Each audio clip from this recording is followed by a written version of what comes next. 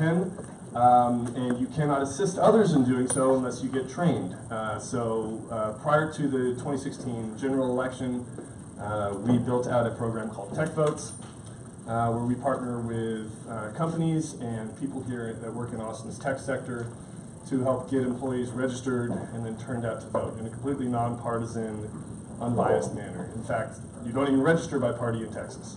So if y'all are interested in getting trained, which is just a quick 1-hour training, there are going to be about 2 sessions that we're looking at this month. Just follow that bit.ly. It's quite easy. It's a 3-question Google form that y'all can fill out. So, and if anyone here needs to get registered to vote or to update their address because they have moved since the last election, let me know. I can do that. It'll take literally 90 seconds. It'll be completely painless. So tonight's run of show, I'm about to introduce Carla Taylor, who will be speaking. She'll give a presentation that basically the hour is split into half. We're going to have an hour for, pardon me, the first half of the hour is going to be the presentation. And then the entire point of this is to be able to get candid feedback from people that work in the tech sector or that care about mobility or for some reason have something to say about Austin's efforts to become a leader in the shared electric autonomous mobility future. So, without further ado, I will introduce Carla. Carla Taylor is the Chief of Staff of the 200-person Austin Transportation Department. In that role, she manages strategic policy development, intergovernmental relations, and emerging mobility projects like the recent U.S. Department of Transportation's Smart City Challenge, which Austin was one of the finalist cities. And she's taken the lead on the city's efforts, like I said, to become a leader in the shared electric autonomous mobility future. So, without further ado, Carla.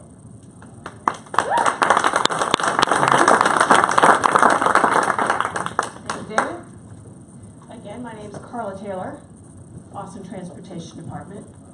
And so before you start wanting to shoot arrows about Austin's traffic congestion, I'm here to tell you that how we got here is not my fault. But while our department is working on those issues, we're also planning and working on the future, and that's what I'm here to talk about today.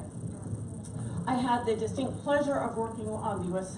DOT Smart City Challenge with a lot of regional bright minds, everybody from UT and TTI, TxDOT, Capital Metro, Austin City Up, a lot of private sector folks, public sector and private sector folks. It was a great regional partnership to come up with that challenge and that opportunity. But as the opportunity for $50 to $100+ million left the table, a lot of those same bright folks also went back to their corners to do their day jobs too. So we're still pursuing smart city challenges and opportunities, although we don't necessarily have the budget to go forward with that big challenge and opportunity. So we're trying to figure out what are our priorities, what is our roadmap.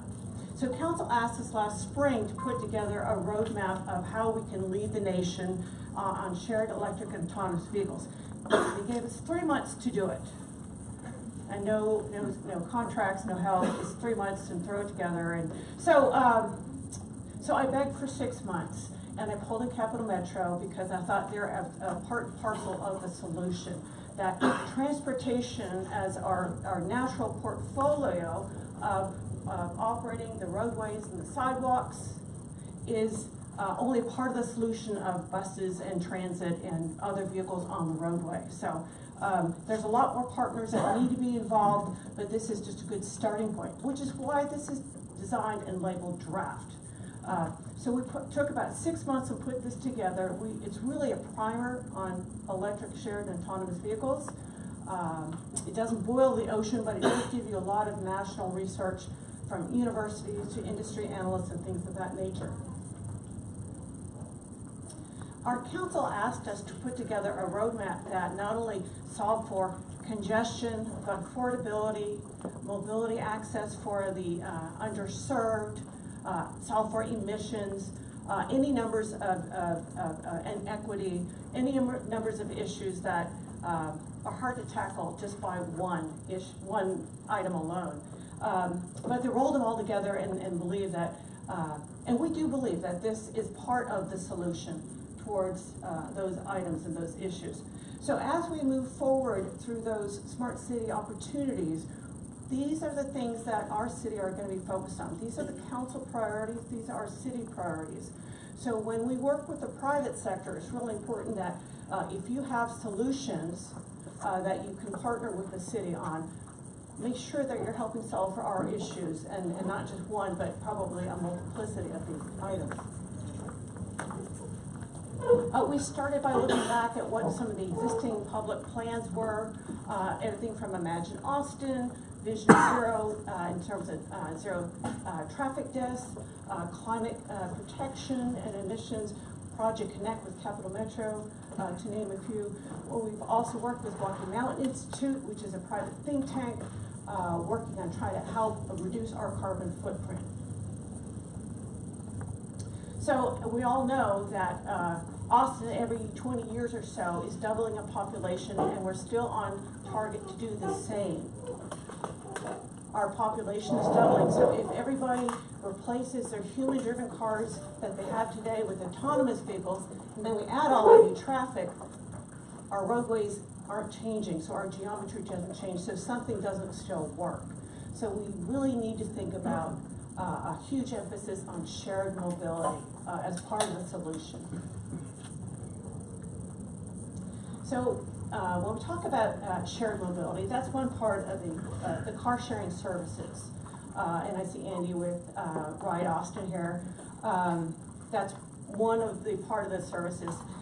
So it's ride sharing, it's electric vehicles, and autonomous vehicles. Each has their own benefit. Ride sharing, namely particularly affordability. Electric vehicles, emissions reductions, and autonomous vehicle safety. So when you put the three together, you've got a real triple win. And the trick is, how do you do that? Shared mobility is all the services that you can think of. It's Capital Metro, it's vehicles, it's Chariot, it's public and private sector, it's Uber, it's Lyft, it's Ride Austin, it's B-Cycle, electric scooters, it's any array of shared services that you can imagine. Carpooling, vanpooling. But in the report, and we've done national research, we want to emphasize that we want to move people more than moving vehicles, people over vehicles. So mass transit for the high capacity travel, for the high capacity, high frequency, still should be the backbone of any transit and transportation system.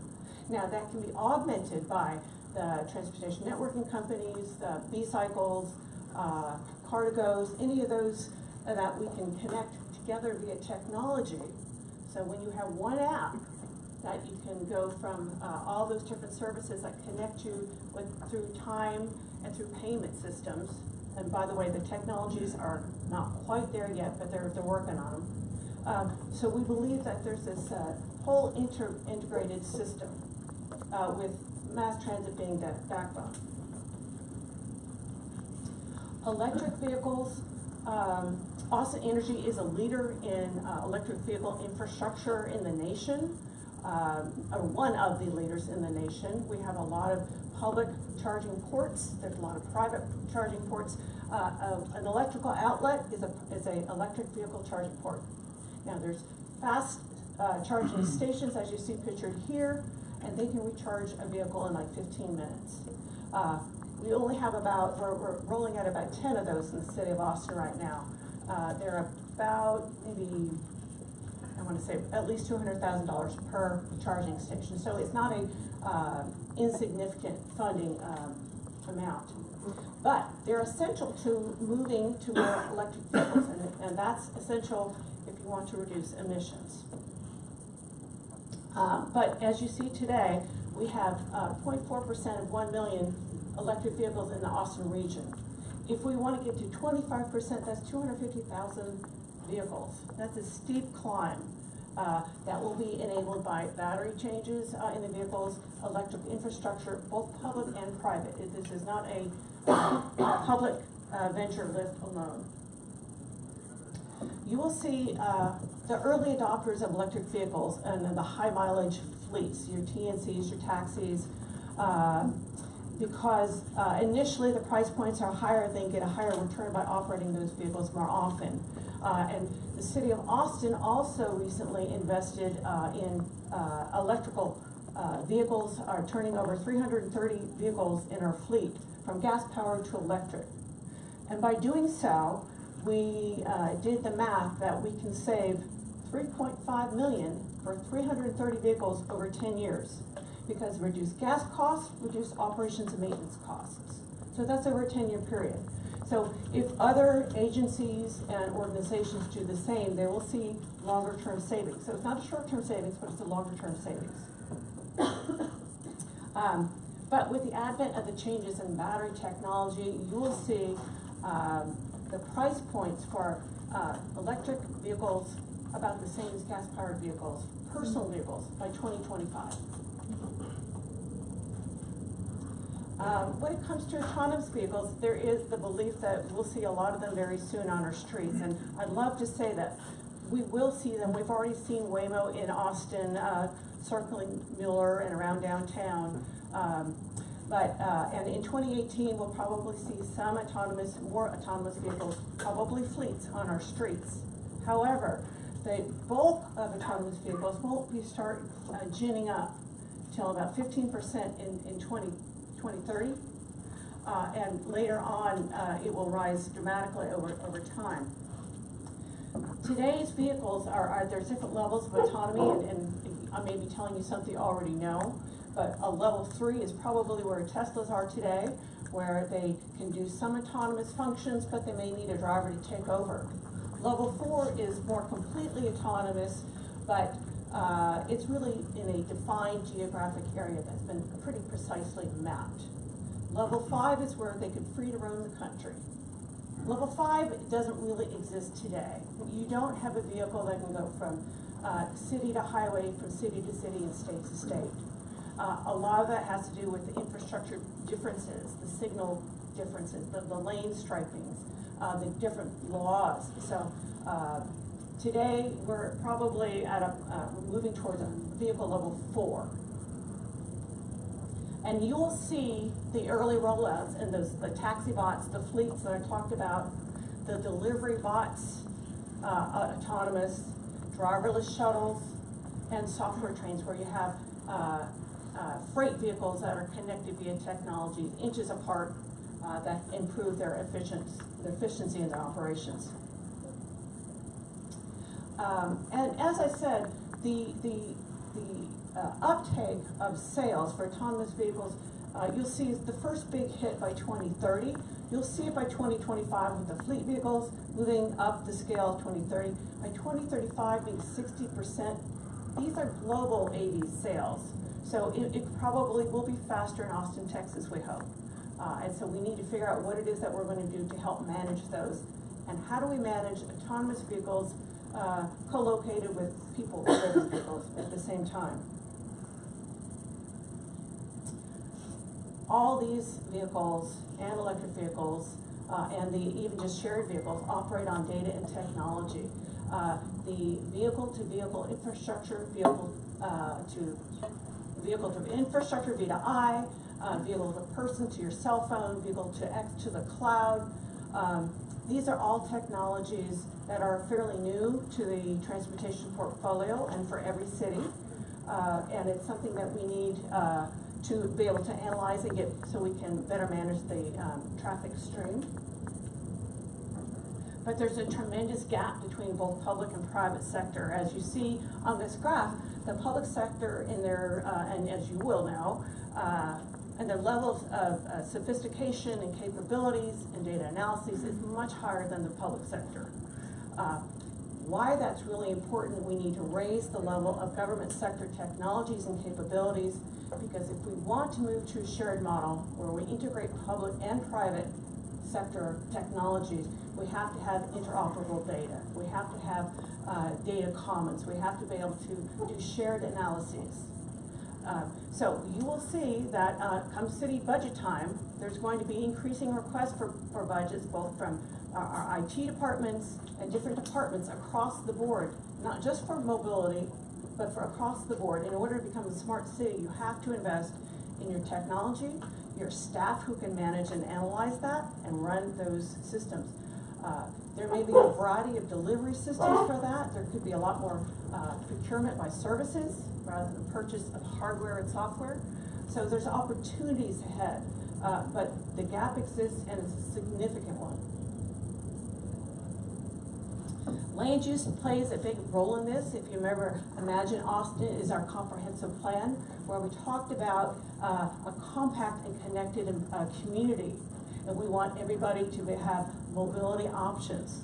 That's easier to do when we're compact and connected. When you're sprawled, it's harder to deliver those services. So that's why Code Next matters.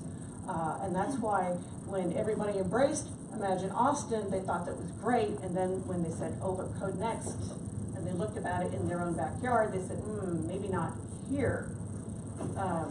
So that's a continuing political discussion that I hope that you pay attention to, because it's part and parcel of this bigger puzzle that we're working on. There are some great important impacts that can affect equity for the underserved through autonomous vehicles, electric and autonomous vehicles. We can get people out of their homes, senior citizens, the disabled, students who can't drive, people who don't want to drive, impaired drivers.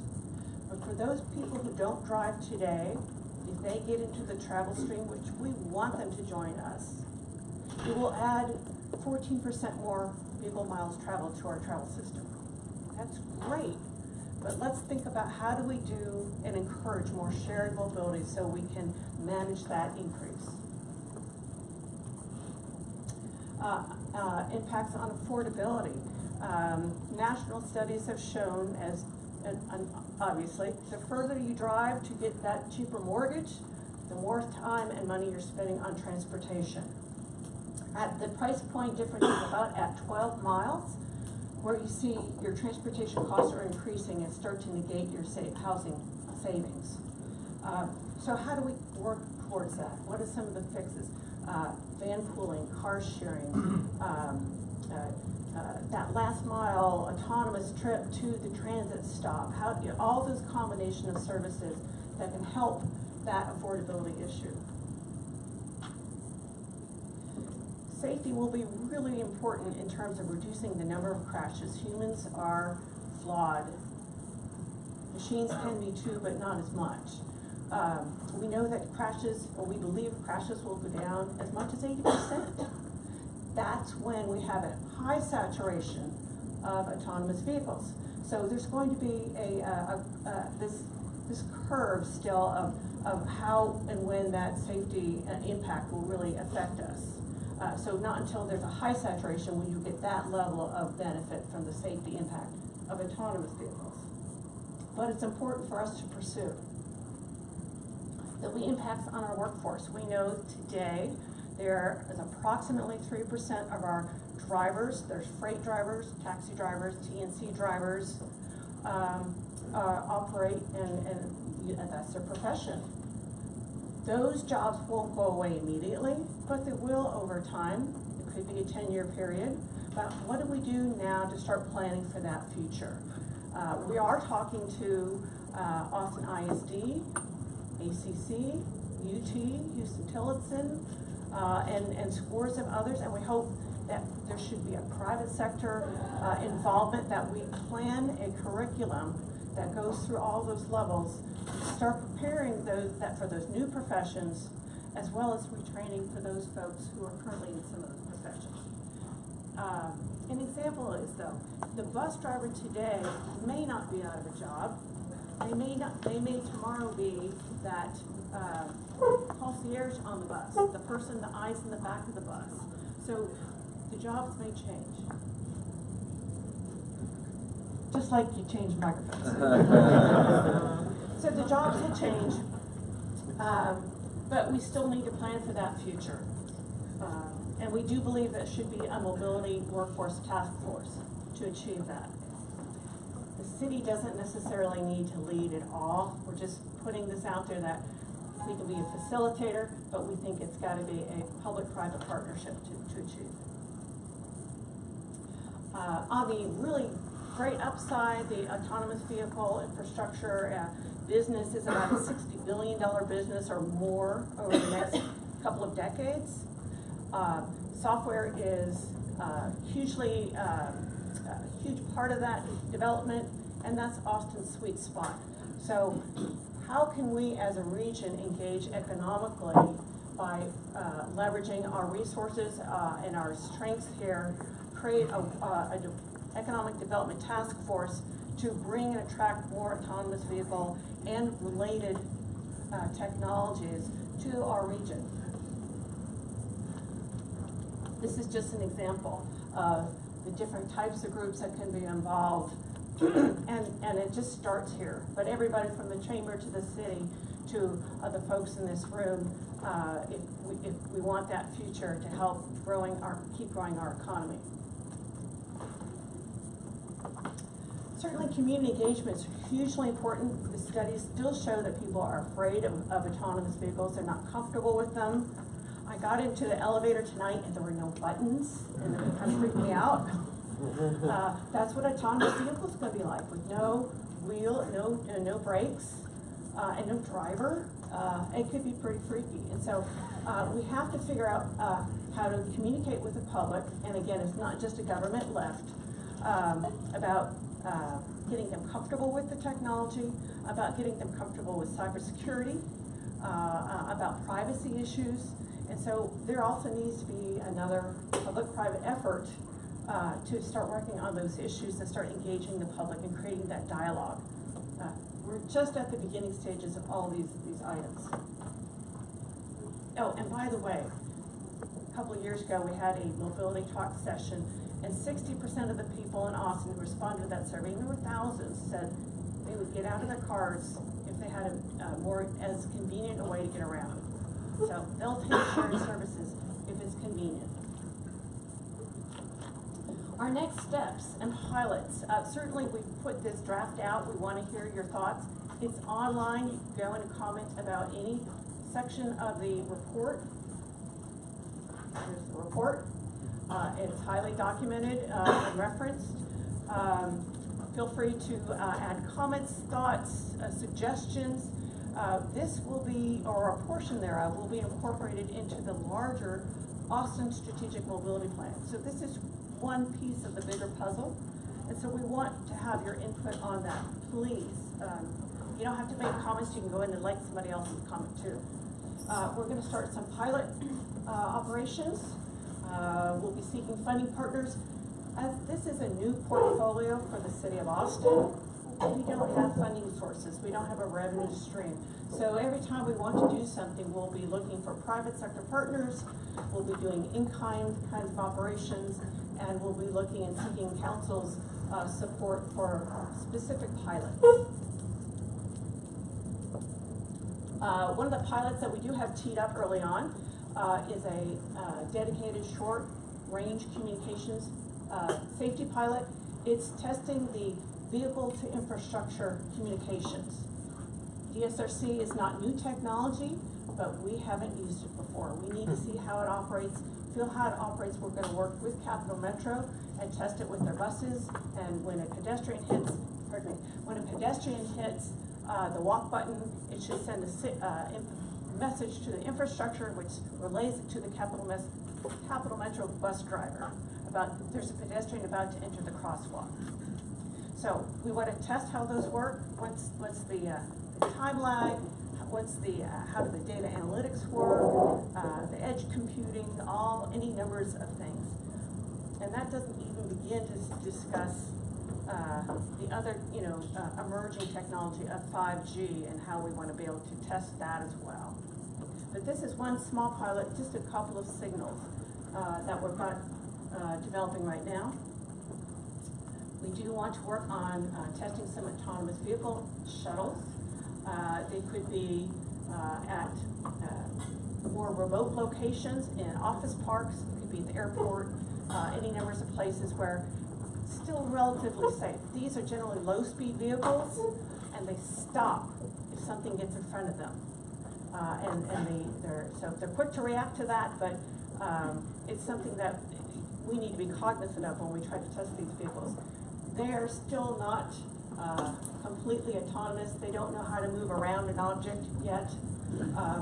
So there's technology's really happening fast, but we're going to test what's out in the market today.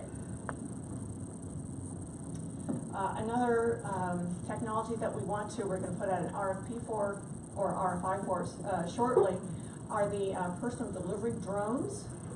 That's a drone that can take that last mile opportunity from the H-E-B grocery store to grandma's house and deliver her prescription drugs, or from Pizza Hut to your doorstep for, midnight pizza, or whatever. Probably these will only be operated on a pilot during daylight hours, but the potential is there for all these technologies and testing in Austin very soon.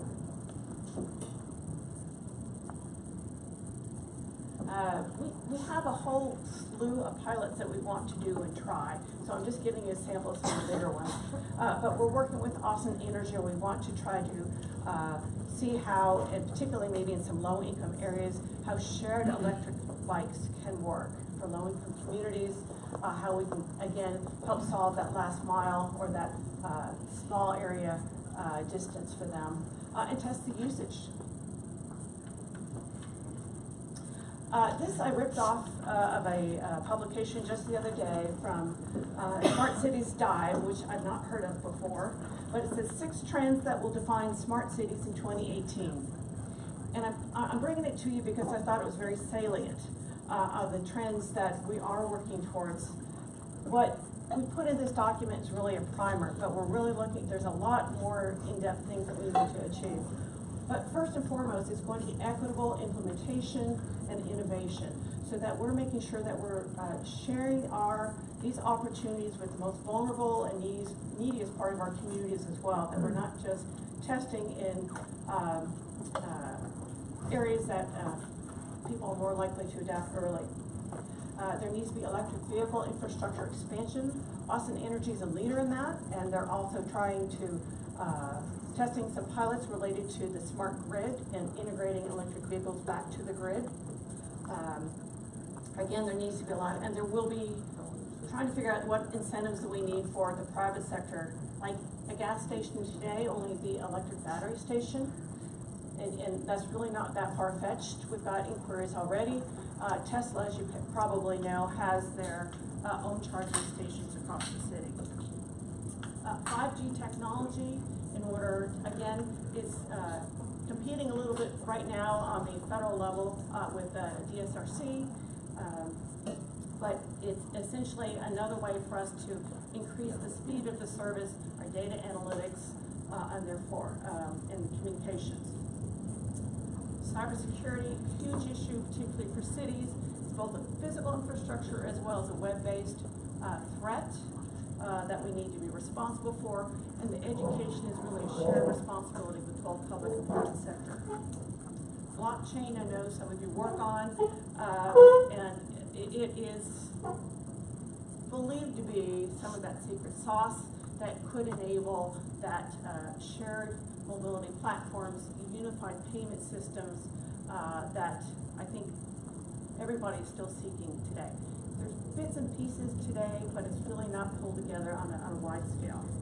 Microtransit, instead of using large buses, let's figure out how to right-size the vehicles to where we need to go for the time of day and on demand. So that's the wrap-up, and I'll be happy to answer any questions.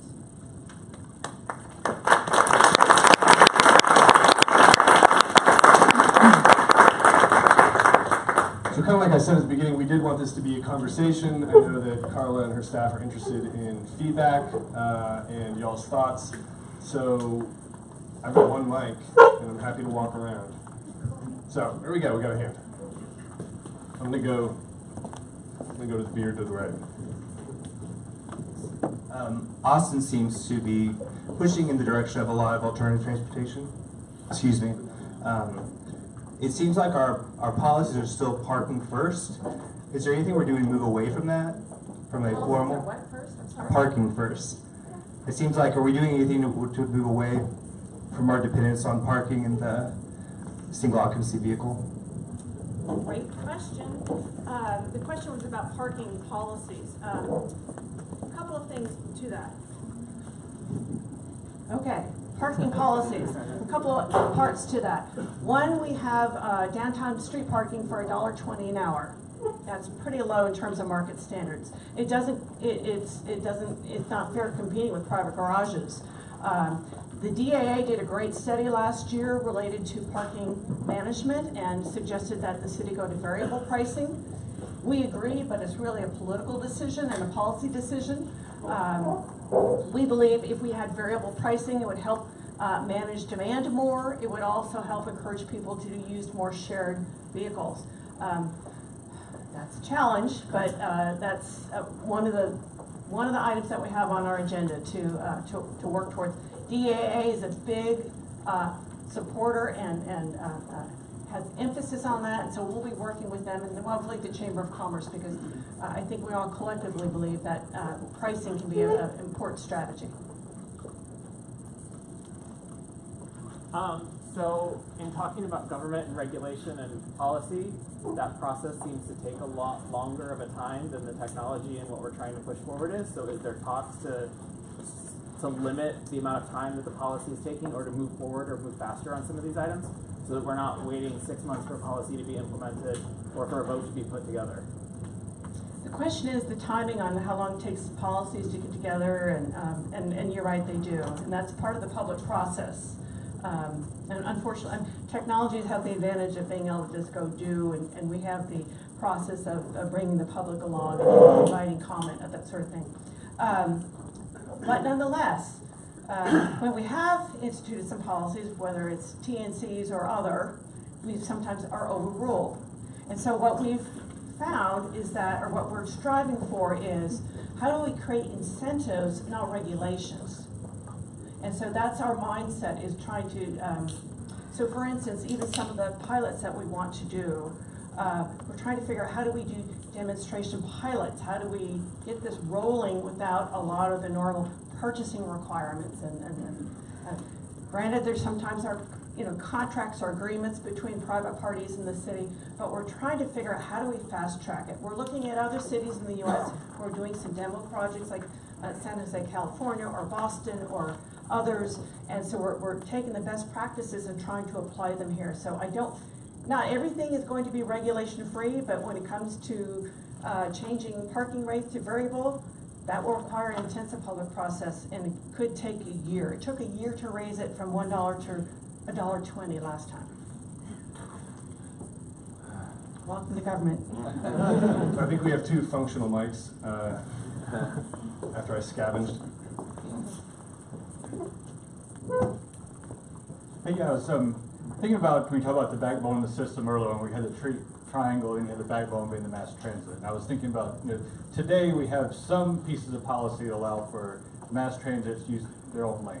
Downtown we have the transit priority lanes. And then when you were talking about data and data collection and being able to do pilots, I'm kind of thinking like, on today, where are we at from an ATT perspective of basically just giving dedicated transit lanes across the city, allowing us for more data collection, more opportunity to do pilots, purely on that mass transit backbone component. And then kind of a part 2 question for tomorrow, where are we at on giving dedicated lanes to the city we want to be, like a dedicated lane for EVs and AVs, where that begins to feed into that city we want to become. So I know, kind of talking policy, but I think there's a lot of that ATD land, like where are we at on dedicated lanes for transit and then dedicated lanes for the other stuff. Okay, another loaded question, thank you. Dedicated lanes also is another big political issue, and the question is, when you dedicate a lane, because of our limited geometry, limited land, here we have, then you're gonna probably take it away from cars, and so that becomes, Carmageddon, right? So, so how do we determine when do you translate a car lane to a transit lane? And that's when we see that there's enough transit passengers, more people moving via bus than cars. So then we can allocate that lane, dedicate it to a bus. And so that's what we did with downtown Guadalupe and Lavaca. And we are looking at expanding that to up towards the drag and creating that dedicated lane. So really we're doing it more piecemeal. If you do it wholesale, the elected officials we have today will be replaced. And they know it. So they're very cautious about doing it, so we try more of a segmented pilot approach. And so again, the operative, the criteria is going to be based on how many people you're moving versus the number of vehicles you're moving. And the second part of that, in terms of, do you want to create dedicated lanes for autonomous or electric vehicles? And I would say there's been a lot of discussion about that, but if you do that, are you creating a class system? Because most people won't be able to afford electric or autonomous vehicles in the near term. But if you can guarantee those electric and autonomous vehicles are having 3 people in that car, then I think we have a conversation. Or based on, essentially it doesn't have to be congestion pricing, but it maybe it's congestion based. So. Hi. Is there a list of the pilot projects that you are all considering? Number 2, is it public? And number 3, what's the timeline for you to consider those into implementation? The list of pilot projects, there's a lengthy list within this program about the different pilots, programs, and policies that we want to pursue. And it's organized by approximate years, like 0 to 2 years, 2 to 4 years, etc. But because we have no funding, we're really operating on where we can get collaborative opportunities first, or where we see that it's going to be the highest priority. We have a new assistant director of mobility, new smart mobility coming on board in a couple of weeks, and that will be the highest priority, is to figure out what do we attack first and with what monies. I saw a hand raised. Maybe this is a better question for the end, but when we leave here, it seems like we have a lot of interested people in this, and you have a lot of problems. Is there, not you personally, and we're all excited to jump in, so might there be some kind of forum, like a Slack channel or something set up where these people who are interested in this can keep I don't know, meet each other and use our skills and so on? That's a great question, and right now we're a department of 1.5 peoples, or less, but we're going to get a whole other person soon. So how do we corral all that great talent that we have in this room? One of the things that we do is, and believe me, it's not for want of, it's figuring out how to channel it all. We have more pilots than we can actually accomplish and manage. We went up to Arlington a couple of weeks ago and saw their 2 autonomous vehicles shuttles, and it took 2.5 people to manage that program. They're leasing these 2 vehicles for a year, and it's in a private park, and it's not even on the city streets. So if you can imagine just the manpower to operate in those programs, and the public outreach and the data and the cutting the grass and getting operators, and so that's not where you guys come in. But where I do see you guys coming in is, one, staying abreast of what we're doing, give us ideas, please comment on what you do know. One of the things that we do have is an ATX mobility roundtable about every month. We have UT and TTI and Cat Metro, a lot of the government agencies in particular. I got invited David to that meeting before. And Austin City Up. I don't want to make it like an open invitation for everybody, but we're trying to get all the different agencies working together and collaborating. But we want to have different topic areas, whether it's blockchain or cybersecurity, things like that. And so if you can figure out or help us figure out who are some of the best people to talk to us about those and educate us, we're not on the same page as you guys. We're behind, and we're desperately trying to catch up. And to your point, there's going to be a follow-up email that goes out after this, and if there's a critical mass of people that actually have an interest in creating kind of a smart mobility Slack channel on the ATA workspace, then I'm happy to set that up. Just trying to work my way up. I just created one. Look at that. Hi. My question is centered around the V2X communications and how Austin's participating in these things. You mentioned DRSC, you mentioned some of the 5G, IoT kind of low latency connection between all these devices, as cars are now devices, kind of feels odd. Is the city, is your department, or is anyone that you're working with partnering in the open source communities like Cord that the different telcos are participating in, like AT versus Telecom? Let me see, gosh, NTT, all work, come together to basically create code that runs the new cell sites. One, are you guys aware? And two, are you guys partnering in any sense with these projects? Yes and no. In terms of partnering, we're going to be partnering at least on a small scale with AT&T on a 5G project near their campus. But in terms of code and all that, no. We do work with the University of Texas Center for Transportation Research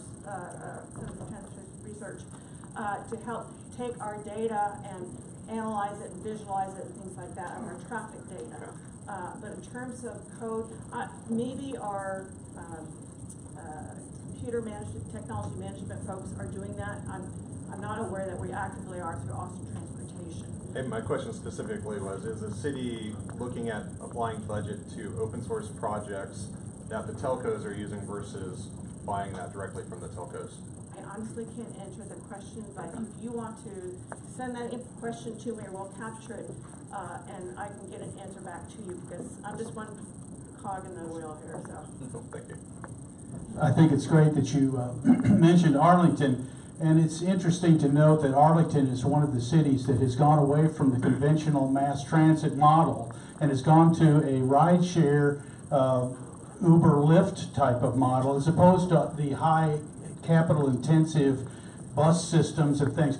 However, you rely upon that for the backbone of this system that you're talking about. You talk a lot about first mile, last mile, but what's in between those miles? You're kind of basing a lot of that on being public mass transit. In the city of Austin, that's in decline, and it's not just in Austin. The American Transit Association is looking at this nationally, and there's a declining use of light rail, of all of these public transit systems. Austin uses about less than 4% of the people here utilize these things. However, you're predicating much of the system and your program on going in that direction. However, the public is not going in that direction. How do you plan, other than putting penalties in, making people have to pay more for parking? I know there's issues in this document about vehicle transit fees and things that you're going to impose to make it very painful to drive automobiles, which limits people's freedom and choice. How do you plan to migrate everybody over to this vision that you're expressing in this document? First, I don't think we propose vehicle transit fees in this document. I think there may be reference to other communities that are looking at that, but we haven't specifically recommended that.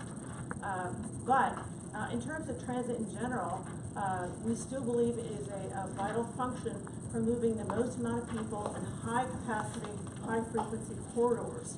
It moves more people than vehicles. That's particularly important at peak hour. That 4% may be a small percentage, but at peak hour, that 4% becomes 10%. So, and if you think about 10% of your travel stream, that's significant. There also, the gentleman's correct, there is some declining ridership of buses nationwide. And that's why Capital Metro and a lot of the major transit agencies are pivoting their services to more high frequency, high capacity corridors, and not serving all the fringe areas that they have been in the past. So they're changing their models, and we highly encourage that. I have kind of a similar question, but Cap Metro's transit, total trains, buses, everything, been declining for 20 years. As you mentioned earlier, our population doubles really now about every 30 years. And so we've had a dramatic increase in population, a significant increase in transit over a long period of time. And so how do we rationalize that vision with that public reduction in public transit use? Do you think that's going to turn around? I don't have a crystal ball, Jim, but I can tell you that as transit systems are important for equitable service across the city, there are folks who are dependent on transit no matter what. don't have the opportunities of driving a car. And so I think it's an essential part of a public service, but also transit in Austin, yes, it's going down, but I wouldn't characterize it as dramatic decline. There are numbers of influences, gas prices, the advent of TNCs have had an important impact on bus ridership. But those folks who take TNCs typically are more affluent. So we have to be cognizant of keeping a system that is equitable for our entire city, and especially, and if we can invest in a system or move towards a system that has that high capacity, high frequency backbone that's augmented by private services, I see that as a win-win. Carla, who would we read and who are you guys sourcing on the psychological transformation that's needed to really make this happen? I felt the stupidest I've ever felt in Japan this year. And because like Tokyo, but when I got to Tsukuba, the whole campus was smart. And the smarter it was, the stupider I felt. Like an example was I was coming off of this great train ride, and I get off and there's escalators, and they're not moving. And I know that sounds stupid, but it was at midnight, so I assumed they were broken. Then I went to the elevator, and all it was is they were sensor-based, so they only run when people are there. There were robot crossings, right? And I was acting like an American at the stoplights, doing things, but the robot cross, it all worked so differently, from the hotels, everything. The smarter that city was and the way people moved around that city, it was very pleasant for me. It was very enjoyable. I have millions of my closest friends crossing everywhere, and it seems so fluid and enjoyable. I realized how in the smarter the city, how there was a complete different mentality and lifestyle. Of course, everybody walks. One, they don't take Uber. They're taking transit over there. So I was wondering a lot, even for my project here, our private, we can change things in our campus, but when it comes to the city, how are we going to make those kind of lifestyle and psychological changes that are necessary for this to happen? You can hear it in the questions. I experienced it in myself. I'm just curious what you're sourcing for us to start to read and maybe think on that a little bit. I actually consider this quite a bit about what the psychological impact is of autonomous vehicles, and what we're talking about is behavioral change and the psychology of behavioral change. It's a long-term process, it's an educational process, it's an experiential process. We also know that, for instance, if I fidget with the VCR and the TVs and all that and hooking something up, I get frustrated, but my son would come in and just like, oh mom, and so what we find frustrating, they find natural. And so it's a generational thing too. It's going to take probably a generation to change behavior. We're looking at 70 plus years of heavy automotive marketing towards individual car ownership, the dream of your freedom, personal autonomy, if you will. That's hard to overcome. And so how do we make ride sharing cool? How do we, for instance, I went to Boston with my family and I insisted that we only take public transportation. And wow, we met some great people on the bus. And we met great people on the trains.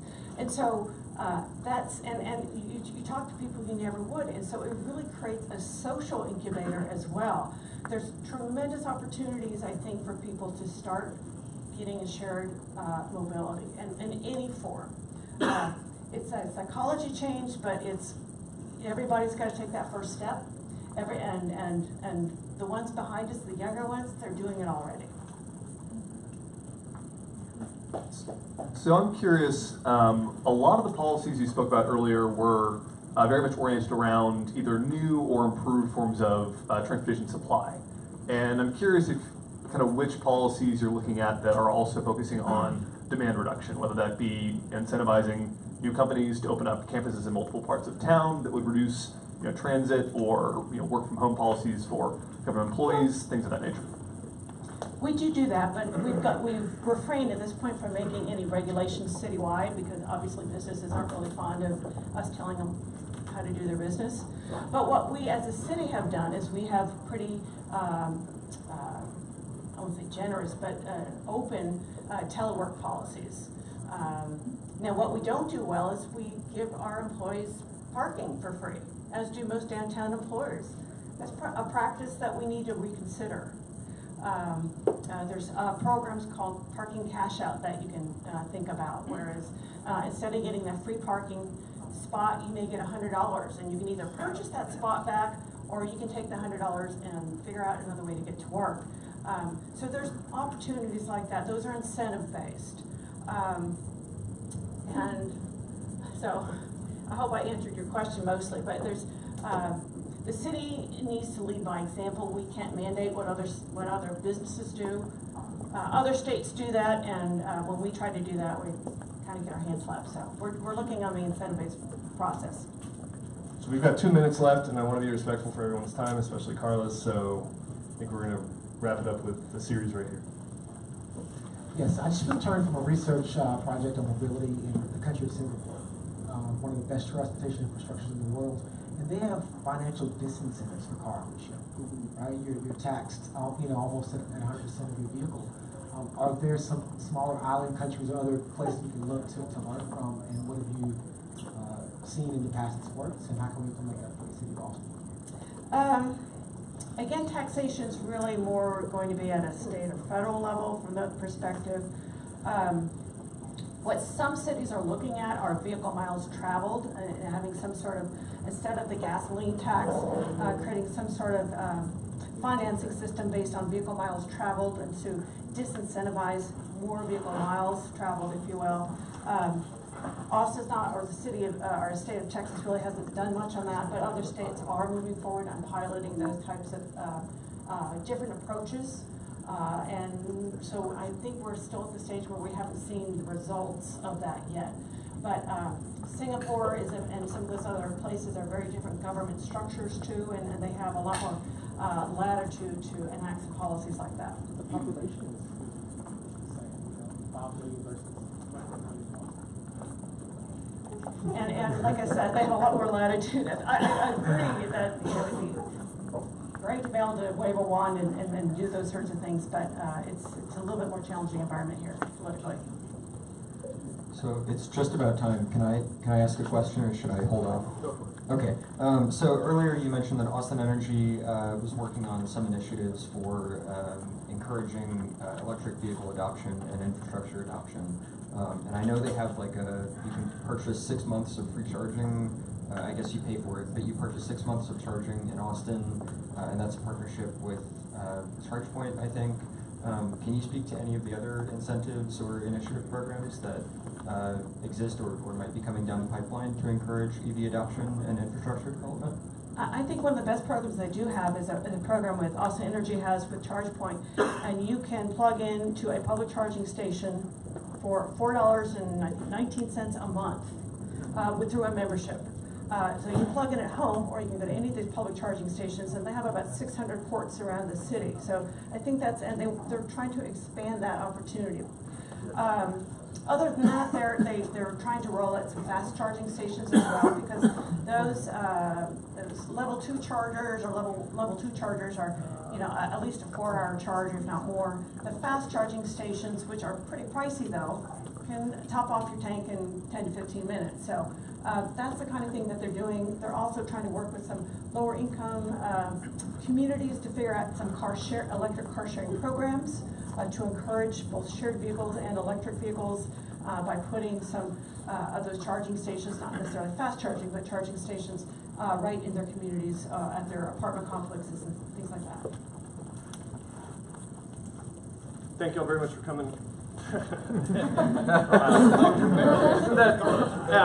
mentioned at the back I had questions about microphone battery technology, but yeah, there's a button. It also says low battery. So thank you all very much for coming out. I appreciate it. Let's give Carla a warm applause.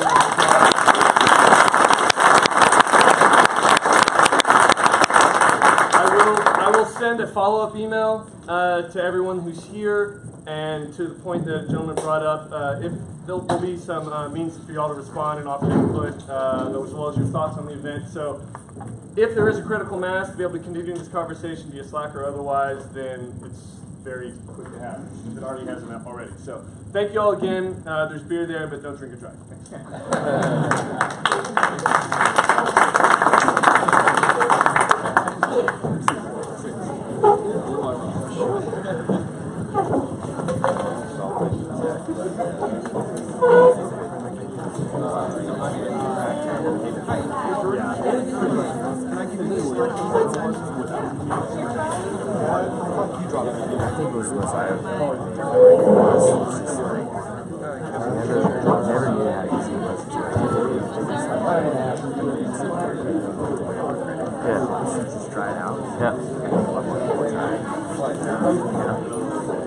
It's got to be a mix of carrots and sticks, right? Like you have to incentivize people to use alternative transportation and disincentivize them to use private vehicles. Well, I lived when I lived in my loft 3.5 years, and probably the last half a year, a couple months is when I started riding public transit. It was the easiest route ever. Got picked up by the office, dropped off like a stone's throw from my house. Never even knew. This guy just gave up his car. Just gave up the car, right? Yeah. It's so much easier when we can use that. Literally, there's no point in driving. Hey, you're in a good spot right now. Can you take the bus? What do you say? My neighborhood. Yeah. Bus ride,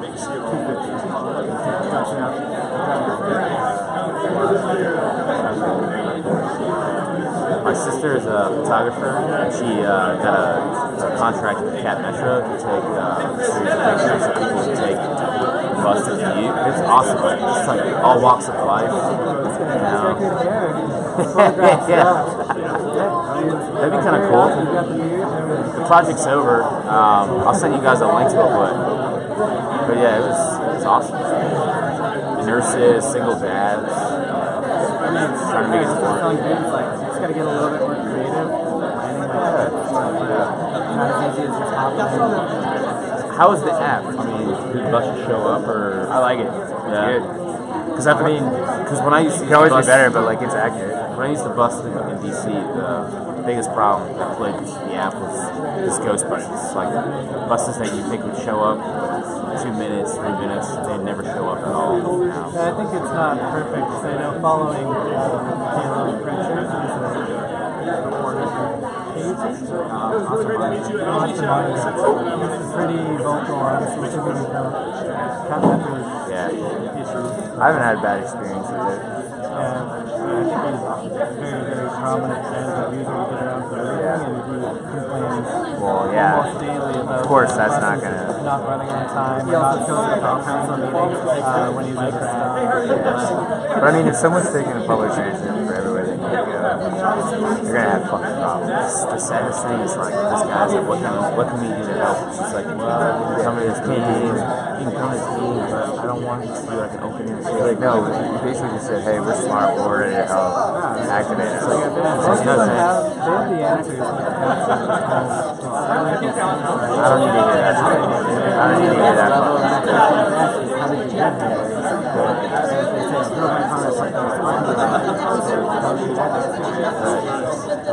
I hope that God you can also like correspondence with like public transit, like do not get public transit now. Those are Russians fucking stop. Alright, I gotta get out of here. Man. Well, they're, see you guys. what's it, Friday? Friday's the new Cat Metro CEO decision, so. Oh yeah, that's right. Going on? New CEO for Cat Metro will be announced on Friday. Public input now, if you have any, Did you see that they have 4 candidates? Of the 2 candidates, they wouldn't release the name and they wouldn't release their age. I saw that. The mayor was What do you give the guys? Well, one of the guys, I can't remember his last name, first name's Roger, I'm pretty sure.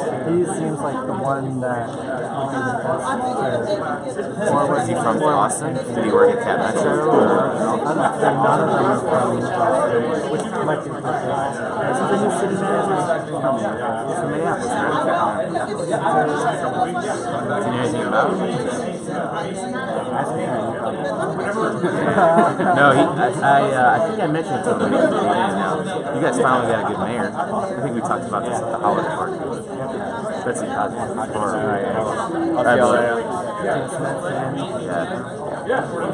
Yeah, the new council president just got voted today. It's the young, she used to be like an urban planning professional. She's really good.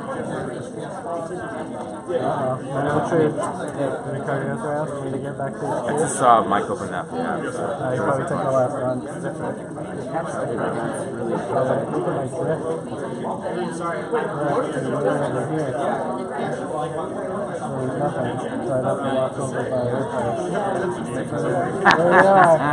Optimization right there. Let's put him in a. I don't think so. So I parked my car there. Yesterday I parked the arts parking right beside. It says it's open, available, and then last. Don't start. Yeah, oh. So I just want to come over and say hello. It's been a while. How are you? Nice to see you. Things have been good. going well with my company. And I'm also managing a company. Is there more than one Harris now? There's just me. Just me. 1.5, right? 1.5, yeah. So, but yeah, we're kind of building out all the ideas I talked to you about earlier in the year. How are you? What's your name and what's Josh? Josh, that's right. Oh man, everything's crazy. So, company's taking off with Nomad. We're really getting kind of a lockdown on like how to provide parking for buildings that have no parking whatsoever. So that aggregation model is really working out, improving out, and we're building software to support that. So now we're proving out in the market. And the company that I manage in Palo Alto, a really cool company, has a multi-million-dollar offer in pre-revenue. Really great company. We're basically building technology that supports both of our businesses. It's really great. So maybe down the road of an acquisition, we'll see. Nice. Nice. That's kind of what's going on. Cool. Anyway, I just wanted to stop by and say hello, guys. See you, man. She just announced it. LA? No, North. Sounds like another company. No, it's no matter. No? Yeah, he just did this. So before he was trying to connect with employers to see about this being employees stuff, and that sounds like he's just focusing on the so that would be a law for one currently, and then having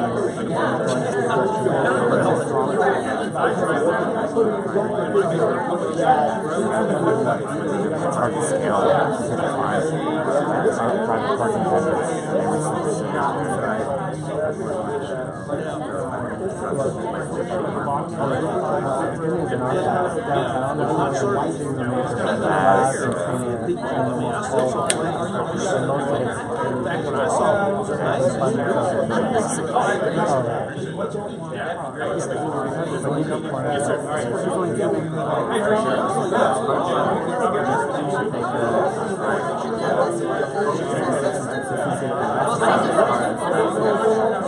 Okay, so if you want to go up to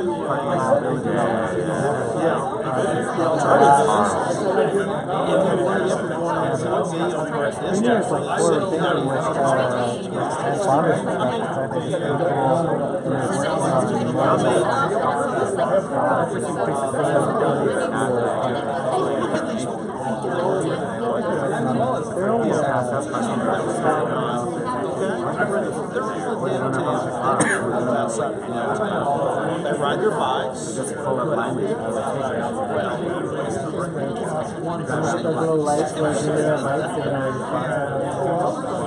can't believe we haven't built like PWI at the airport. When you park there, and you install, you see how many. They have some good You see how many spaces are in each room. If you look at the lighting, it's red, green or red. I don't know why it's not red. Yeah, that's true. Yep. Now they're out. I got $100 off. That's another one. Well, he paid pretty much. Because I called my but he was there to do the first news. So that's why. Yeah, I was going to say, well, he acts like it was. See you guys.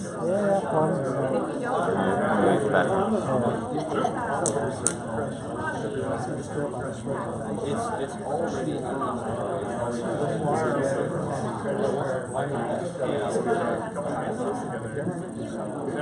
Do you ride most days? Yeah.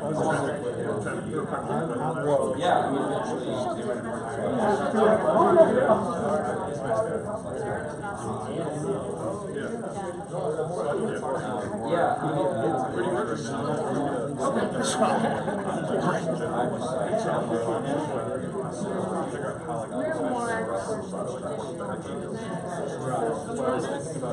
There are a lot more people out there to do wellness, It's great. It's funny because a lot of people over the years. some smart people. Are there just they need the higher level technical no, they're private things, firms. but I'm saying that we still reach to try to push them up and not let them get severe, but we're not treatment because crisis still happens. So if you have somebody who's had a 3-month training or 6-month training, No, she was. She started.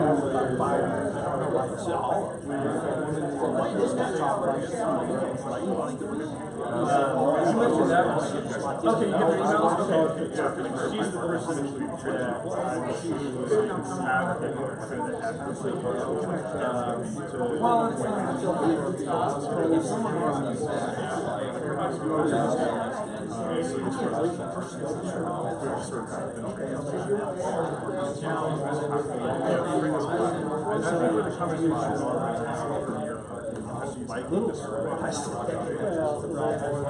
I know they can learn out and then stop that from happening. So that's rent it out, you've got to when you show up, it's a whole new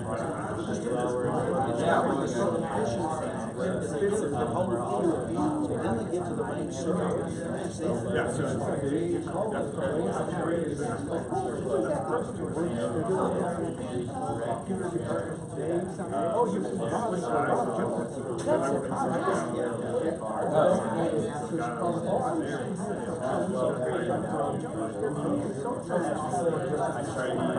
yeah, so they were like, they're like basically that's what he said. He said, once that starts, that's it. Computer systems are continuing this conversation.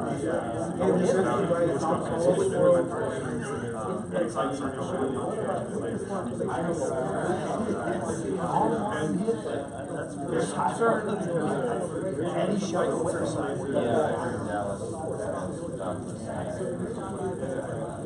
That's what we're talking about.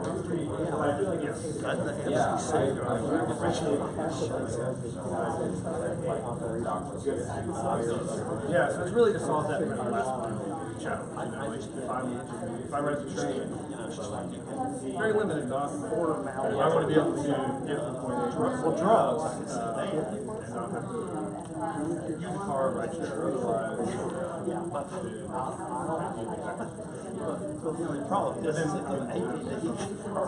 least the weather tracks the easiest one.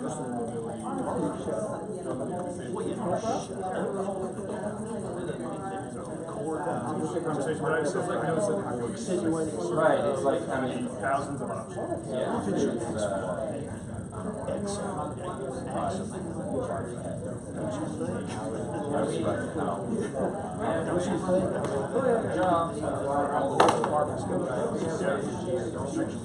You're a business partner. Are you associated partnership with the limited partner?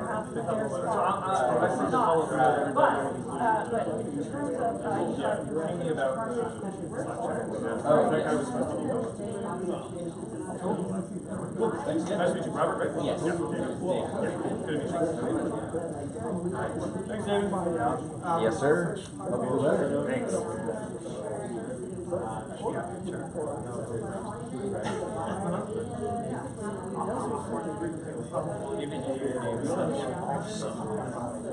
It's best for yourself, not have conversations like that.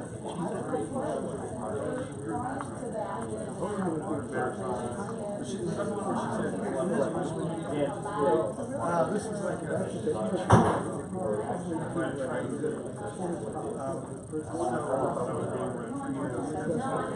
know.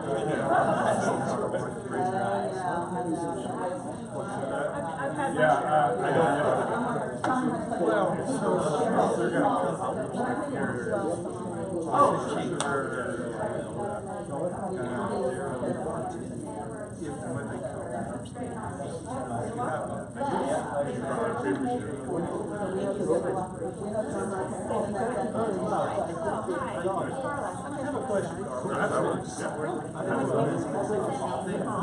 See you, David. Thank you. Good to see you. Hi, Paris.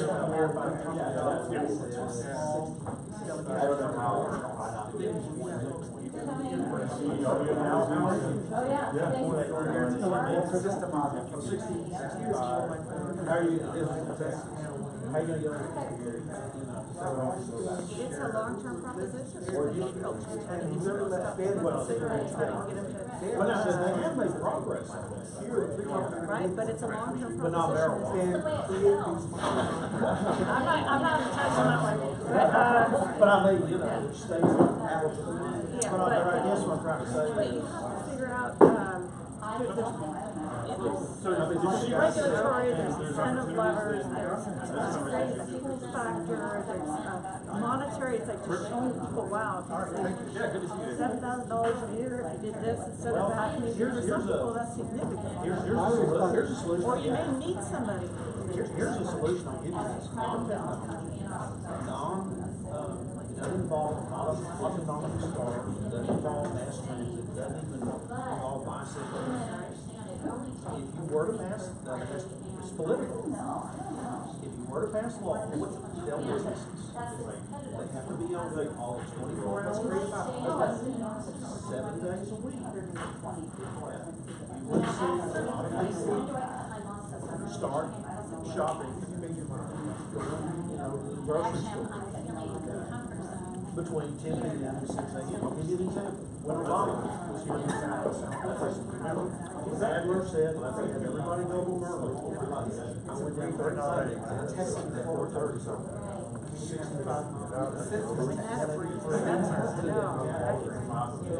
Now, businesses are like part of the this is a pretty testing. But if you did that, He filled up the capital. yeah, exactly. I know, but I'm just saying, that's a political solution that would work. I mean, we're gonna live Like Walmart's open till midnight, so there are well, some now Walmart alternatives. and convenience stores out 35. My friend and I are creating technology around monetizing carbon. It's not gonna make sense to you, stay in touch. It basically helps companies create monetization around their most secure spots to fund The best way to start that is for the city of Austin. They're on the concepts there. 24 hours. They don't want to verbalize this. Yeah, you. It's cost benefit analysis. Look at that working 24 hours. Now, you know, Travis County is an Alishon commissioner. 7 days.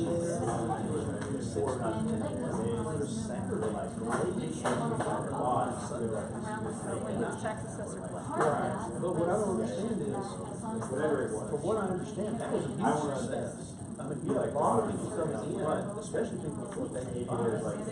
His successor, Cecilia Burke, also took those same policies and had your license renewal, license type renewal at HEB. Yeah. So, in other places. But why not working first? Well, because we contract with places like HEB where they have longer hours. Well, I understand, but there are a lot of. And actually, some community that comes in. Yeah, we're doing research. By the way, that's another problem that I see with your overall policies. These work well in central city areas, the suburbs and rural areas, they're not gonna work. You're not gonna have any bus systems in Tyler, Texas. They don't have them now, and they probably won't. Density. So Tyler won't get this. I'm from there. Well, that's not a bad place to live, by the way. It's alright.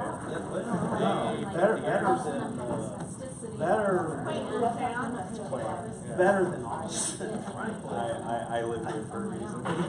But I'm just saying, you won't, these will not work in rural, they're not work in suburban areas. Sure, and there's not a one.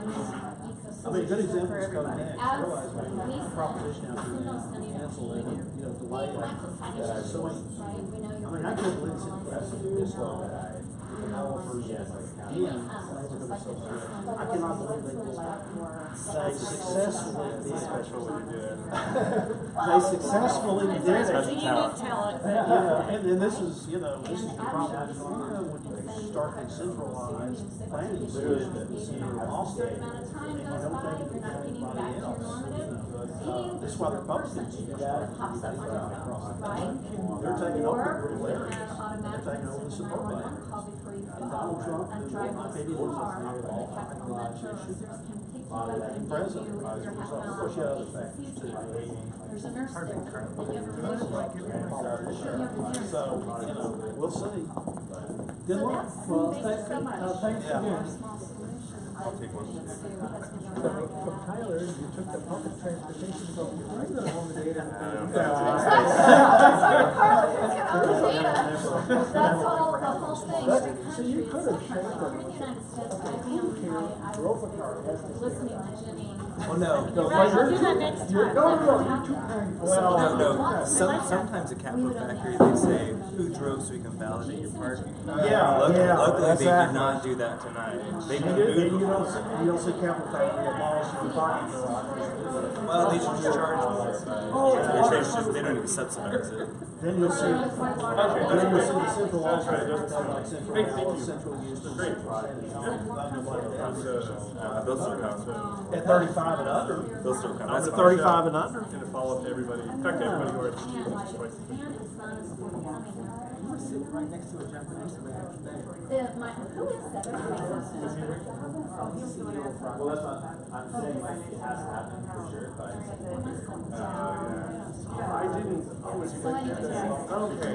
I didn't, I was out running around the bathroom. I was just there less than a month ago.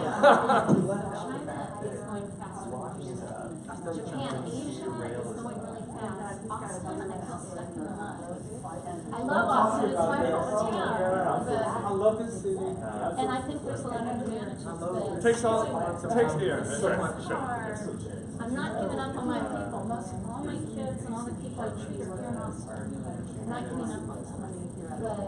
I'm gonna have to sit down, but this, Austin is. But since you're in Singapore, that's one of the tough cities also that's been around, and I haven't been there yet, so I'd love to take your coffee, give me insight. I gave you a suggestion for people for you to reach out to and because that's what happened to me. Like I use my, availability from the city. I had about 6 or 7 people before I landed, so it's just like you get one coffee shop and you just kind of rotate Well, to the what city. we talked to, like I said, I'm not abandoning my city, but how much of the money will flow into Austin versus how much will go to Asia? Probably more is gonna go to Asia on purpose.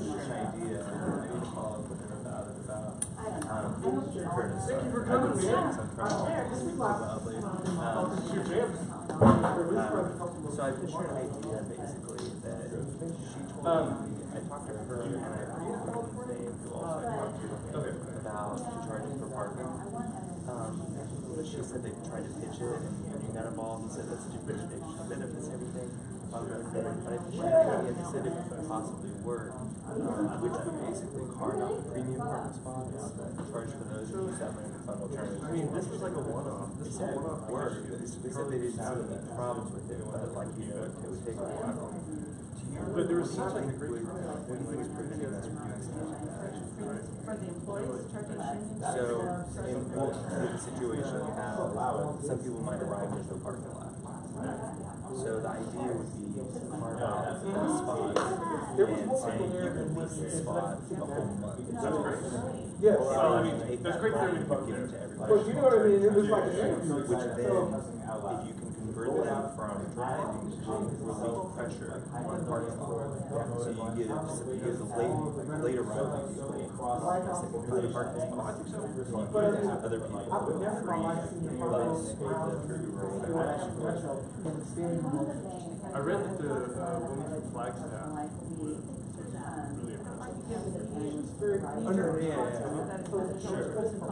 Sure. I mean, the idea of it is also you get past the union by saying it's optional and you're actually increasing.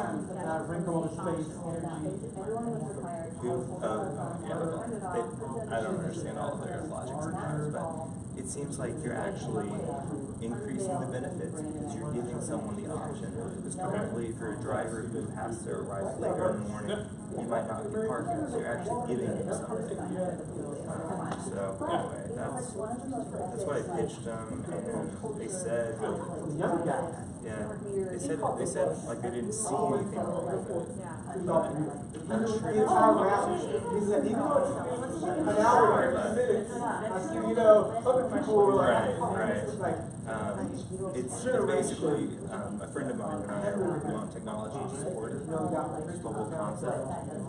But it doesn't need it. It doesn't need the technology. So I'm kind of looking for examples that we can possibly launch it. And the only advantage to the pilot program is I could work like hand in hand with it before we scale it. So that's why I'm really interested in getting like someone like the city of Austin would be a great example. That's what we're doing. Oh, and the cool thing that she also mentioned was before they try to do it across the whole city, and it just doesn't really translate from downtown to outside the city. So I asked her like if we could get 3 places, which sounds like 3 is like there are 3 places that have capacity problems. That would be an amazing pilot program. The operational one. Basically, I love everything you talk about, but with free parking, it's just so hard to get to. Right. Right. And if you say it out loud, then everyone starts throwing tomatoes at you. So yeah, that's why I think like this whole model that my friend and I are creating, we think it has huge opportunity. I'm gonna have to like lay down in front of another parking garage. I know. They told me to take my idea back to California.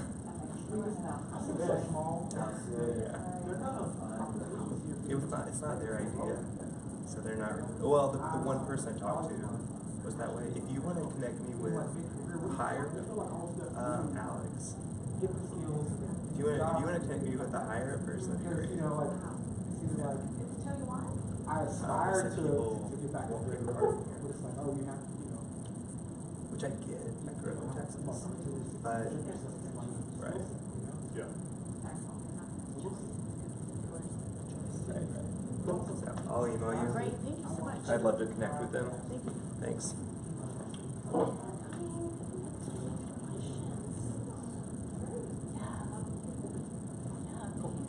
Bye, Michael. See you later.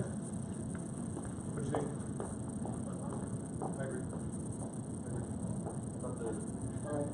Yeah. Okay. Hey, they can hear you. Yeah, they can hear you, but it's not live stream.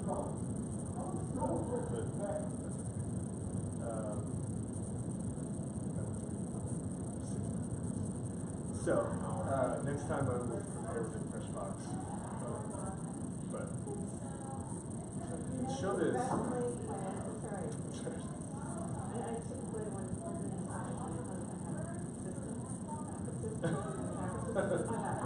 Yeah. And then the crowd doesn't care, right?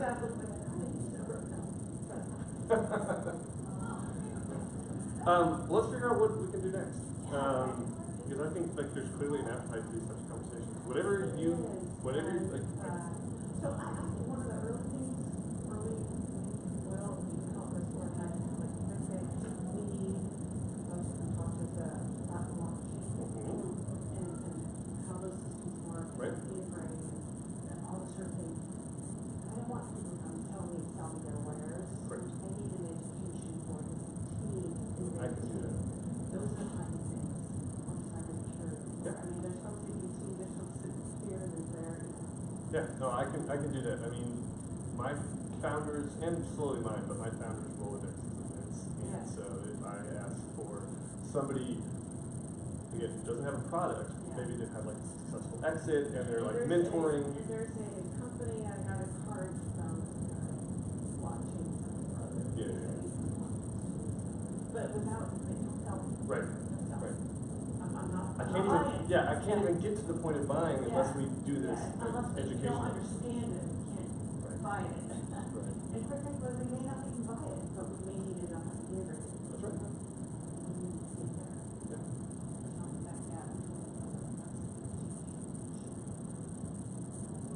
Well, whatever we can do to help, let me know. I'll be responsive. Cool. Absolutely. Nice to meet you. Super. Thank you, Carla. Tell Jordan it went well. All right. Thank you for her help as Yeah, well. she was worried about it. Was she? She's good staff then. She's really good staff. Lucky to have her. All right. Sorry, like podium dude. No, it's totally fine. I thought it was my beer that I had left right there, so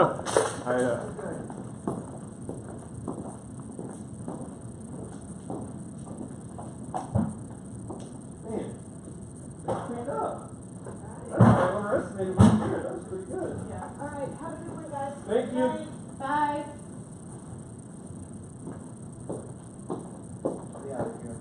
No, you're take your time. Fine, yeah. It's a 24/7 facility.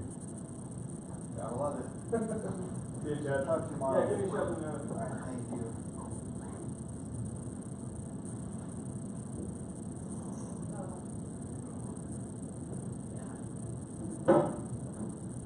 Thank you for your help.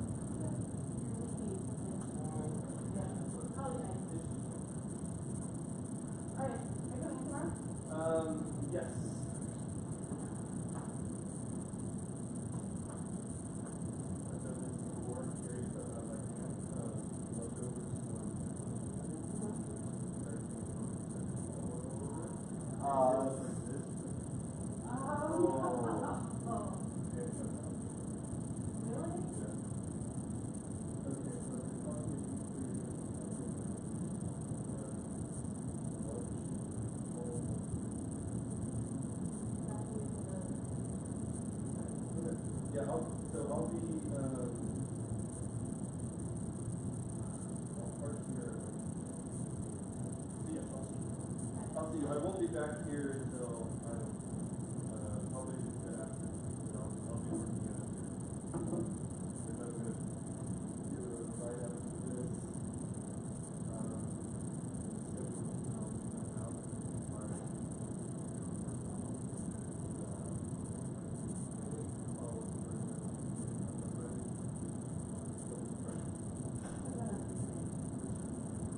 Follow up every. Are you walking upstairs?